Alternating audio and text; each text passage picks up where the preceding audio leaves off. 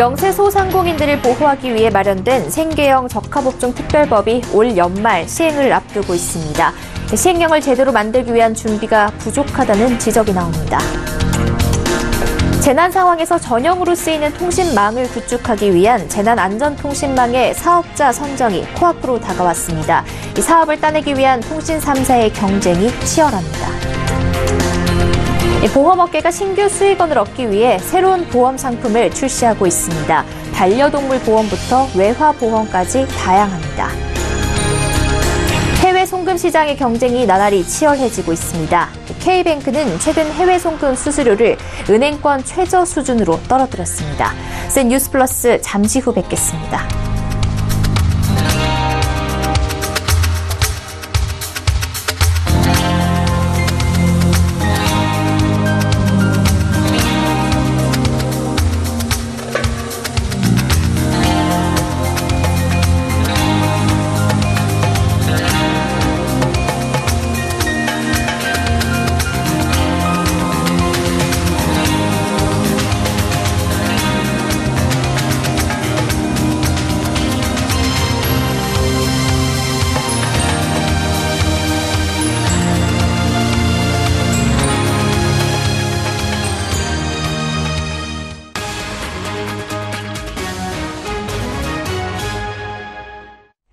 시청자 여러분 안녕하십니까? 센 뉴스 플러스 양한나입니다.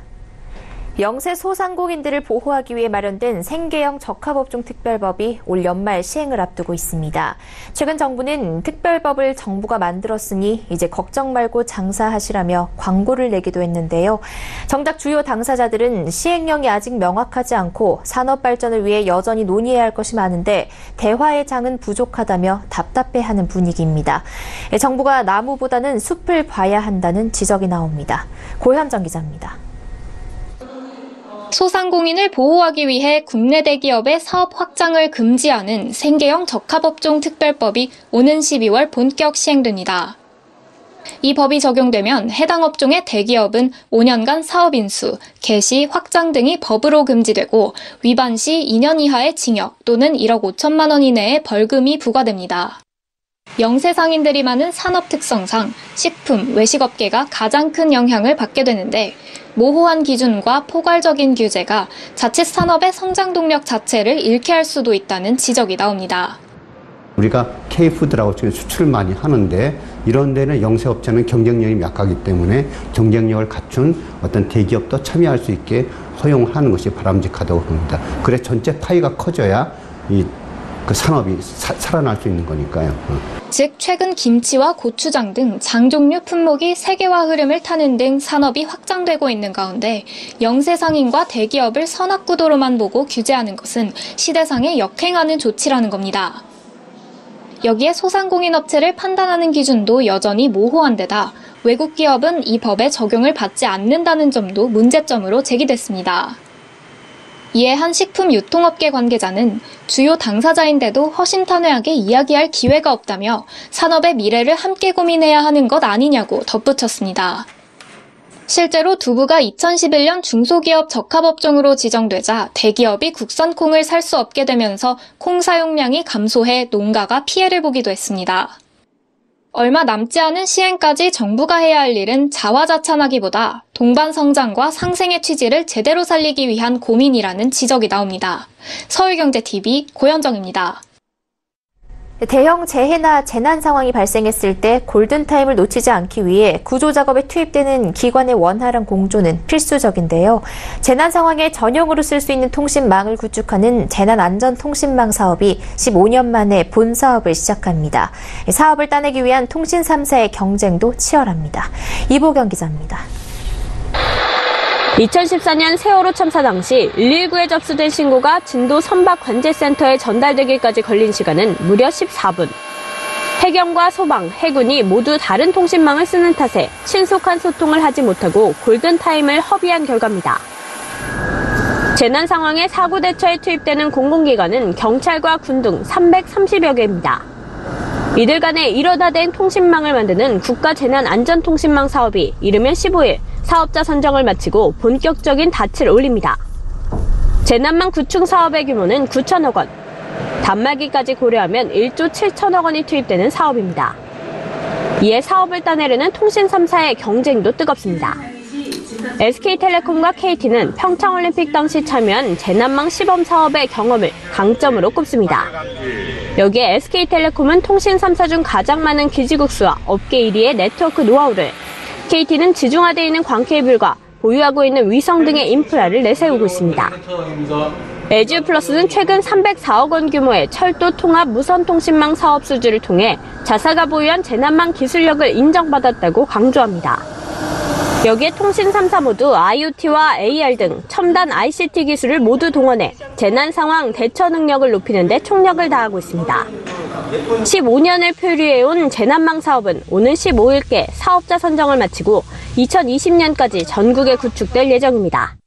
서울경제TV 이보경입니다. 보험업계가 새 먹거리 찾기에 분주합니다. 국내 보험 시장이 포화 상태인 데다 새 회계제도 도입 등으로 자본 확충 부담까지 껴안으면서 신규 수익원이 필요한 건데요. 새롭고 다양한 보험 상품이 등장하고 있습니다. 앵커 리포트입니다. 삼성화재 파밀리아리스 애견 의료보험, 롯데손해보험의 롯데 마이펫보험, 현대해상의 하이펫 애견보험, 만 6에서 7세 이하의 개나 고양이를 대상으로 한 반려동물 보험입니다. 상해 질병 치료비를 최대 500만 원까지 보장해주거나 수술과 입원, 통원 진료비도 보장합니다. 올해 3조 원을 넘어 2020년 6조 원 규모로 성장할 것으로 전망되는 국내 반려동물 시장을 대비해 보험업계가 반려동물 보험 상품을 속속 내놓고 있는 것입니다. 달러나 위안화 등 외화로 보험료를 납부하고 보험금을 받을 수 있는 외화 보험 상품도 등장했습니다. 메트라이프 생명의 무배당 유니버셜 달러 종신보험은 국내보다 금리가 높은 미국 국채와 회사채에 투자해 예정이율을 업계 최고 수준인 3%로 적용해 월 납입보험료가 동종상품 평균 대비 15% 정도 저렴합니다. 달러라는 화폐 가치 자체가 사실 기축통화이면서 굉장히 안정성을 가지고 있는 화폐다 보니까 보장자산의 안정성을 더 높일 수가 있는 거고요. 원화 가치의 변동폭보다는 달러 가치 변동폭이 더 작기 때문에 매월 환율에 따라 보험료가 변동하는 것을 원하지 않을 경우 원화 고정 납입을 선택해 고정보험료를 기본 납입보험료의 15%에서 최대 130%까지 선택할 수 있습니다. 보험금을 받을 때 역시 달러로 받거나 당일 환율 기준으로 원화로 한전해서 받을 수 있습니다. ABL 생명의 위안화 저축성 보험 상품 차이나는 ABL 저축보험은 위안화로 저축하기 때문에 국내 금리보다 높은 수준의 공시 이율을 제공할 수 있습니다. 서울경제TV 양한나입니다. 해외 송금 시장을 놓고 경쟁이 갈수록 치열해지고 있습니다. 해외 송금 시장은 그동안 시중은행이 사실상 독식해왔는데 인터넷은행이 생기면서 매기 역할을 하고 있다는 평가가 나옵니다. 후발주자인 K뱅크는 수수료를 더 인하해 은행권 최저로 맞췄다고 합니다. 이하라 기자가 보도합니다. K뱅크가 해외 송금 수수료를 송금액과 상관없이 기존 5,000원에서 4,000원으로 인하하겠다고 밝혔습니다. 카카오뱅크가 통상 5,000달러 이하는 5,000원, 5,000달러 초과는 만원의 해외 송금 수수료를 부과하고 있으니까 사실상 최저 수준입니다. 100만 원을 송금한다고 가정했을 때 시중은행을 통하면 보통 4에서 5만 원가량의 수수료를 부담해야 하지만 인터넷은행을 통하면 최대 10분의 1까지 수수료를 아낄 수 있는 겁니다. 보통 은행들의 해외 송금 수수료는 은행에서 송금 처리를 하는 데 드는 송금 수수료와 중개은행에 지불하는 중개은행 수수료, 그리고 돈을 찾을 때 현지은행에서 내는 수취 수수료, 여기에 은행 간에 전신문을 주고받는 데 드는 전신료가 포함됩니다. 국내 은행과 해외은행 간 거래에서 단계별로 발생하는 수수료가 모두 소비자에게 부과된 겁니다. 인터넷은행의 해외 송금 방식은 조금 다릅니다. K뱅크와 카카오뱅크는 전 세계 주요국에 지점이 있는 시티은행의 송금망을 이용합니다. 이 때문에 중개은행 수수료와 수취 수수료, 그리고 전신료가 빠집니다. 경제 규모가 커지고 세계화가 진행되면서 해외 송금액이 2000년 30억 달러 수준에서 2016년 103억 달러까지 증가했지만 기존 은행의 독점 구조가 깨지지 않았기 때문에 수십 년간 수수료 경쟁은 없었습니다. 인터넷 은행이 생기면서 비로소 독점 구조가 깨지고 수수료 경쟁이 시작된 겁니다. 한편 카카오뱅크는 내년 1분기 중으로 글로벌 해외 송금업체인 웨스턴 유니온과 손잡고 해외 특급 송금 상품 출시를 준비하고 있습니다. 송금한 이후 30분 내로 받을 수 있는 실시간 송금 수취 서비스로 수수료는 국내 시중은행 특급 송금 수수료 대비 낮은 수준이 될 전망입니다. 서울경제TV 이하라입니다.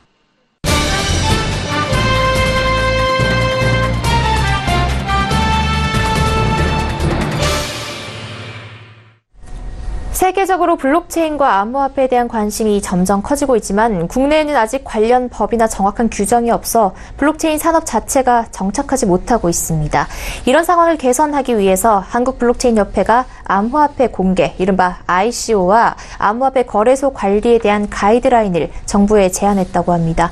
오늘 이슈플러스에서는 이 현재 국내외 블록체인 관련 정책 현황과 블록체인협회에서 제안한 가이드라인의 내용에 대해서 금융증권부 김성훈 기자와 알아보겠습니다.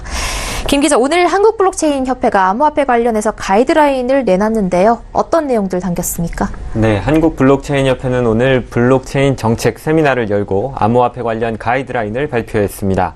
이번 가이드라인은 크게 두 부분으로 나누어 볼 수 있는데요. 먼저 암호화폐 공개, 이른바 ICO 관련 방침입니다. 협회는 우선 정부가 ICO 프로젝트 심사기관을 지정하면 해당 기관을 통해 ICO 계획에 대한 검수를 받고 이 검수를 통과한 프로젝트만 ICO를 열 수 있도록 하겠다고 밝혔습니다. ICO 승인을 받은 프로젝트는 관련 홈페이지 등의 이 ICO의 구체적인 내용에 대해 공지를 하고 투자를 받을 때에도 투자자에 대한 엄격한 신원 확인 절차를 거치기로 했습니다. 투자자 보호책으로는 이 투자금을 지정된 기관에 수탁하는 방안과 일정 기간마다 프로젝트 진행 상황, 투자금 활용 내용에 대해서 공시하는 방안을 제시했습니다. 네, 그러니까 정부의 감독하에 국내에서 ICO를 열자라는 제안인데요. 암호화폐 거래소 관리 방안도 제안했다고요? 네, 맞습니다. 협회는 일정 자격을 갖춘 암호화폐 신규 거래소를 허용하는 방안을 제안했는데요. 협회에서 제안한 자격 요건은 자기자본금 20억 원 이상, 또 암호화폐 상장위원회 운영, 상장 기준 및 상장 요금 공개, 민원관리 시스템 구축 등이 있습니다. 현재 자본시장법상 투자중개업과 투자일임업을 허용하기 위한 조건이 자기자본 15억 원 이상임을 고려할 때 낮은 수준의 요건은 아니라는 분석입니다. 거래소 운영 방안도 발표했습니다. 자금 세탁 문제를 예방하기 위해 거래소 회원 가입 시 신원 절차를 강화하고 또 5년간의 거래 기록은 의무적으로 보관하겠다고 밝혔습니다. 또 거래 이상 유무를 수시로 확인하고 이상 거래를 발견했을 때는 감독기관에 신고함과 동시에 거래자의 기록과 정보들을 제공하기로 했습니다. 가장 큰 문제로 지적되어 온 해킹을 막는 방법도 제시됐는데요.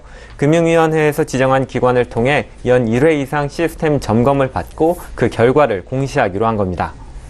네, 그동안 문제로 지적됐던 부분들 꼼꼼하게 다룬 것 같은데요.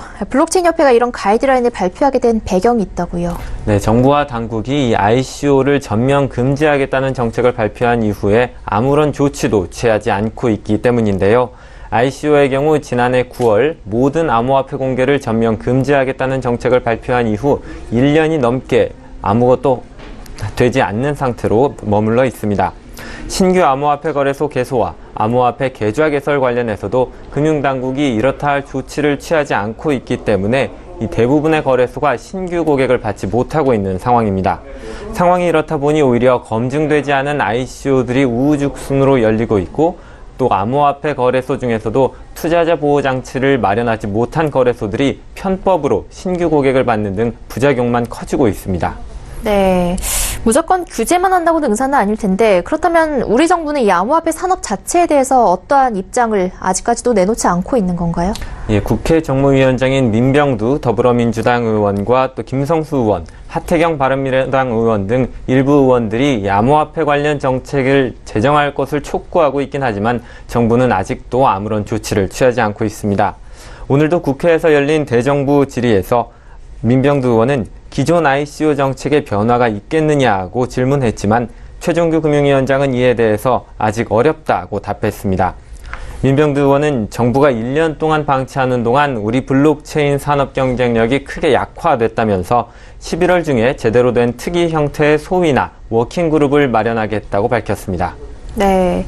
그동안 4차 산업혁명과 규제 샌드박스를 강조하던 정부의 기조와는 사뭇 다르다는 느낌을 받을 수 있는데요. 해외의 경우 이 암호화폐 규제 상황이 어떻습니까? 네, 현재 미국과 일본뿐만 아니라 스위스나 프랑스, 독일, 영국, 러시아 등 이 주요 유럽 국가들에서는 ICO와 암호화폐 거래소를 허용하고 있습니다.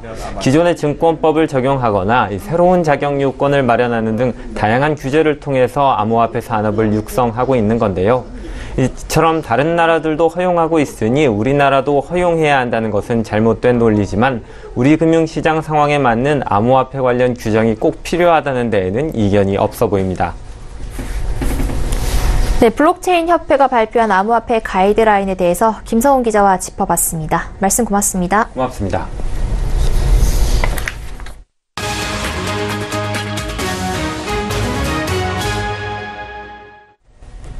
김동연 경제부총리가 다음 달 취업자 수가 감소할 가능성이 있다며 고용 실적과 관련해 대국민 사과를 했습니다.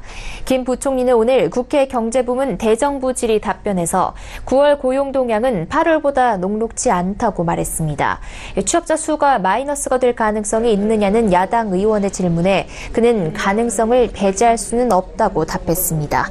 또 김 부총리는 상반기 취업자 수가 14만 명 늘어났는데 상반기 고용 실적에 대해 경제 운용을 책임지는 사람으로서 국민에게 면목이 없고 사과 말씀을 드린다고 밝혔습니다. 이어서 그는 최저임금 인상이나 근로시간 단축 등 정책적 요소는 시장 상황이나 수용성을 봤을 때 일부 신축적으로 보완 수정하는 방안도 경제장관들과 논의하고 있다고 설명했습니다. 아울러 김 부총리는 조선 자동차 등을 포함해 전통 제조업과 관련 종합적인 산업 구조 개편 방안을 조만간 발표하겠다고 덧붙였습니다. 반도체 설비 투자 조정 등에 따른 영향으로 투자 지표가 20년 만에 최장기 마이너스 행진을 기록했습니다. 설비 투자는 지난 3월부터 6개월 연속 마이너스 행진을 이어가고 있습니다. 외환위기 당시인 1997년 9월부터 10개월 연속 감소를 기록한 이후 약 20년 만에 최장 기간입니다. 호조세를 보이던 반도체 업체 설비 투자가 올해 4월경 마무리되면서 투자 지표 둔화세가 계속되는 것으로 통계청은 분석했습니다. 이 밖에도 경기 상황을 보여주는 동행 선행지수 순환 변동치는 모두 전달보다 하락한 것으로 나타나 경기 하강에 대한 우려를 더했습니다. 기획재정부 관계자는 공급 측면의 성장을 이끄는 혁신 성장을 가속하고 수요 측면의 재정 보강, 저소득층 일자리 소득 지원 대책 등을 속도감 있게 추진하겠다고 밝혔습니다. 크리스틴 라가르드 국제통화기금 총재는 현지 시간으로 1일 글로벌 무역 갈등에 따른 충격파를 우려하면서 글로벌 경제 성장 전망이 지난 7월보다 어두워졌다고 밝혔습니다. 라가르드 총재는 지난 7월에 올해 및 내년 세계 경제 성장률을 각각 3.9%로 전망했다며 그 같은 전망이 그 이후 덜 밝아졌다고 말했습니다. 이를 두고 블룸버그 통신은 IMF가 글로벌 경제 전망을 낮출 것으로 보인다고 평가했습니다. 또 리가르드 총재는 미국과 중국을 구체적으로 거론하지는 않았지만 레토릭이 실질적인 무역 장벽이라는 새로운 현실로 변화하고 있다며 이것은 불확실성이 증가하면서 단순히 무역 자체뿐 아니라 투자와 생산을 해치고 있다고 지적했습니다. 아울러 그는 구체적인 대상은 밝히지 않았지만 무역 분쟁 완화와 해결, 세계 무역기구 개혁을 포함해 글로벌 무역 시스템에 대한 스마트한 규칙 설정 작업에 착수할 것 등을 주문했습니다. 정부가 9.13 주택시장 안정 대책을 내놨지만 대책 이전에 대출 신청이 몰린 탓에 주택담보대출 잔액 증가세를 꺾지 못한 것으로 나타났습니다. 오늘 금융권에 따르면 KB국민은행 등 5개 주요 시중은행의 지난달 말 기준 주택담보대출 잔액은 394조 9천여 원으로 집계됐습니다. 이는 전달보다 2조 6,200억 원 늘어난 수치입니다. 주택담보대출 가운데선 중도금과 이주비 등 개인 집단 대출의 증가세가 두드러졌습니다. 지난달 주요 시중은행 집단 대출 잔액은 전월보다 1조 5천억 여원 늘어난 124조 8,700억 여원이었습니다. 이 같은 증가세는 올 여름철 서울을 중심으로 집값 폭등세 양상이 벌어지면서 추격 매수가 많았고 당시 매매 계약에 따른 대출이 지난달 집행된 경우가 많았기 때문으로 풀이됩니다. 최근 일본 증시가 강세를 보이면서 일본 주식에 투자하는 펀드들도 고수익을 거두고 있는 것으로 나타났습니다. 오늘 금융정보업체 FN가이드가 설정액 10억 원 이상 펀드의 수익률을 집계한 결과 지난달 28일 기준 일본 펀드 44개의 최근 1개월 평균 수익률은 4.48%였고 3개월 수익률도 3.93%에 달했습니다. 일본 펀드의 상품별 1개월 수익률을 살펴보면 한국투자 킨덱스 일본 레버리지 증권상장시주 투자신탁 등 일부 상품은 10%대의 수익을 올렸습니다. 이 같은 추세는 무엇보다 엔화 약세를 타고 일본 증시가 고공행진한 영향으로 보입니다. 김영일 대신증권연구원은 대외 환경과 대내 정책 기조를 고려할 때 앞으로도 헬스케어와 내수소비, 통신업종 등이 일본 증시의 주가 상승을 주도할 가능성이 크다고 예상했습니다. KT와 BC카드가 유동인구 빅데이터를 분석한 결과 주 52시간 근무제 도입이 대기업과 공공기관이 많은 서울 광화문 일대 직장인의 근무 시간이 평균 55분 감소했습니다. 반면 중소기업과 벤처기업이 밀집한 금천구 가산 디지털 단지는 평균 근무 시간이 5분가량 증가했습니다. 한국통신사업자연합회에 따르면 올해만 49만 명이 알뜰폰에서 이통3사 상품으로 옮겨갔습니다. 거꾸로 이통3사에서 알뜰폰으로 넘어온 고객은 44만 명에 그치며 가입자 이탈 현상이 빨라지고 있습니다. 일명 클렌즈 주스로 온라인에서 판매되는 과일, 채소 주스 제품들이 영양학적으로 일반 주스와 특별한 차별성이 없고 의학적으로도 다이어트와 디톡스에 효과가 없다고 식품당국이 경고했습니다. 식품의약품안전처는 이들 제품을 집중적으로 점검해 200여 개 온라인 사이트에서 판매 중인 25개 제품과 판매업체 97곳을 허위 과대 광고로 적발했습니다. 전달 서울 아파트값이 빠르게 상승하면서 강남구의 매매가 대비 전세가 비율이 50% 밑으로 떨어졌습니다. KB국민은행에 따르면 강남 11개 구의 평균 전세가율도 2013년 말 이후 처음으로 50%대로 내려왔습니다. 이는 강남에서 전세를 끼고 집을 구하는 갭 투자가 사실상 어려워졌다는 신호로 풀이됩니다.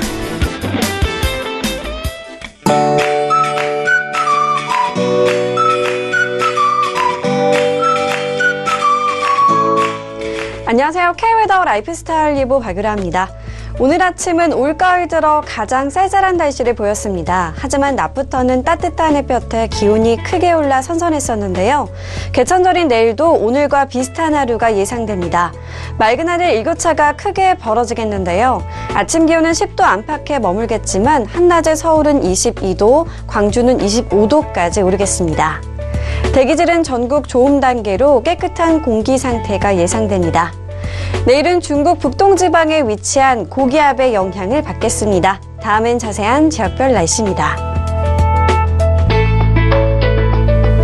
중부지방 맑은 가운데 낮 동안 선선하겠습니다. 다만 아침 저녁으론 10도 안팎까지 떨어져 큰 일교차에 대비하셔야겠습니다.